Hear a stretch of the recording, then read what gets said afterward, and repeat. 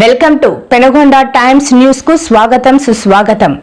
కడప జిల్లా వ్యాప్తంగా కరోనా కేసులు నమోదు కాలేదని డిఎంఎన్హెచ్ఓ నాగరాజు పేర్కొన్నారు. షేక్ గౌసిన్ మోదిన్ బీబీ అనే మహిళ దగ్గు, జలుబు, జ్వరం లక్షణాలతో కడప రిమ్స్ లో అడ్మిట్ అయ్యింది.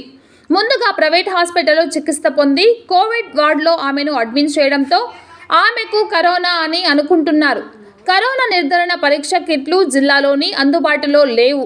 కరోనా అని ఎలా నిర్ధారణ చేస్తామని ఆయన అన్నారు. షేక్ గౌసిన్ మొబిన్ అనే ఒక 75 ఇయర్స్ లేడీ నంద్యాల నుంచి కాఫ్ అండ్ కోల్డ్ ఫీవర్తో వచ్చింది.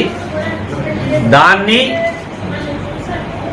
ఆమె ప్రైవేట్ హాస్పిటల్లోన, ప్రొద్దుటూరులోన, అలానే ప్రైమ్ హాస్పిటల్ ప్రైవేట్ హాస్పిటల్లో అడ్మిట్ చేసుకునింది. నెక్స్ట్ వీళ్ళు జీజీహెచ్కి వెళ్ళారు. అంటే బాగుందని వెళ్ళిపోయారు, మళ్ళీ వచ్చినారు. జీజీహెచ్కి వెళ్తే జీజీహెచ్లో కోవిడ్ వార్డులో అడ్మిట్ చేయడం జరిగింది.